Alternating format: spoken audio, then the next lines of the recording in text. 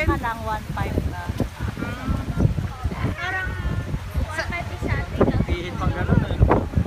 Magiging mas mura, magiging 1,000 lang kung tatlo kayo, di ba? Kaya 3,000.